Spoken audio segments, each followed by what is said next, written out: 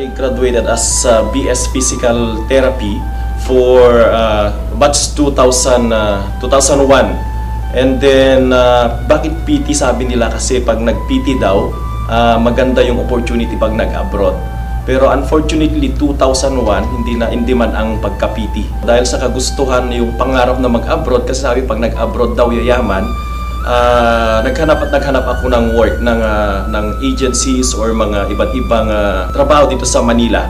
So lumuwas ako dito sa Manila, 2001, ayun, naghanap ako ng mga work. So for 1 year, hindi ako nakapaghanap. So sinasabi kasi pag graduate ka daw, madaling maghanap ng trabaho, pero hindi pala ganun kadali. Nakapag-work din ako dito sa Manila, nakahanap ako ng work. Medyo related din naman sa profession ko kasi nag-work ako as fitness specialist or parang gym instructor, gano'n. Mula nung time na nag-gym instructor ako 2001, tuloy-tuloy na yon, almost more or less 10 years. Inabot ko rin yung mataas na position. Naging gym manager din ako. Tapos nung gym manager ako, nagkataon na talagang nakahanap na rin ako ng agency for UK. So nag-apply ako, na-deny din yung papers ko until such time na nakita ko rin si V-Mobile 2009. Nabigyan lang ako ng flyer and then tinignan ko lang. That was 2009. Pero hindi ko siya masyadong kinarir actually. So nagkataon na approve din yung visa ko for UK. So 2010 nakaalis ako. Nakarating ako sa UK. More or less 6 months lang ako sa UK. Nakita ko yung mga kasama ko dito sa Pinas na talagang umasenso din dito sa V-Mobile. So sabi ko parang totoo yata yung negosyong yun, sabi ko habang nasa UK ako. So nung 1 year na ako sa UK, nag-decide ako na umuwi dito sa Pilipinas, 1 year lang. At yun nga, nung umuwi ako dito sa Pilipinas, ayun, syempre hindi natuwa yung magulang ko. At nanghinayang din sila, pati yung mga kaibigan ko sa UK, sabi, ba't ka uwi ng Pilipinas? Napakaganda na yung opportunity natin dito. I have 3 kids, so parang ang hirap malayo sa pamilya. Ayun, umuwi ako dito sa Pilipinas. And so far for less than a year, nakuha ko yung hindi ko ini-expect dito sa business na to. Bili ko yung sasakyan, mga ganon. So nakapag-travel din ako kung saan-saan, including abroad. Nakapag-travel kami ng misis ko abroad dahil sa business na to.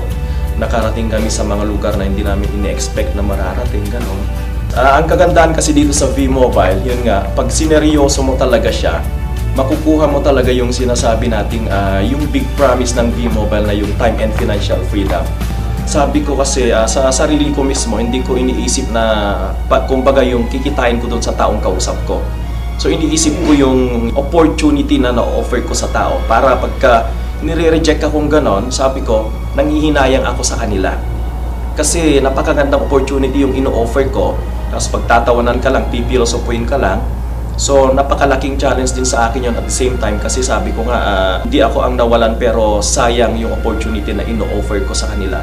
Sana kung makikita lang nila yung iniisip ko, sana kung makita nila yung opportunity na nakikita ko dito sa V-Mobile, di sana sabay-sabay kami sa pag-angat. Sa mga gustong maging successful dito sa V-Mobile, masasabi ko lang seryosohin natin yung business. Kasi sobrang importante yung pagiging seryoso natin. Sabi ko nga na kung hindi naman natin seryosohin yung business, it will be useless. Kahit gaano kaganda yung pinapakita namin na trainings, gaano kaganda yung company natin, at kung gaano kaganda yung produkto natin, kung hindi naman natin isa sa puso yung bawat tinuturo, yung commitment natin ay kulang, so magiging useless din siya. So advice ko, yun nga, seryosohin natin. Huwag tayong makikinig sa mga kung ano-anong mga negative na sinasabi ng mga makakausap natin. Instead, i-take natin as challenge. So ang rejection dito sa business na to, very normal. Ngayon, maging matatag lang. Hindi ko naman sinasabing madali si V-Mobile. Pero kung ginawa mo siya ng tama, sobrang dali and it will be, kumbaga, sobrang sulit. So, pagtutulungan natin, hindi naman kayo magsosolo sa business na to. Nandito kami para makipagtulungan sa inyo.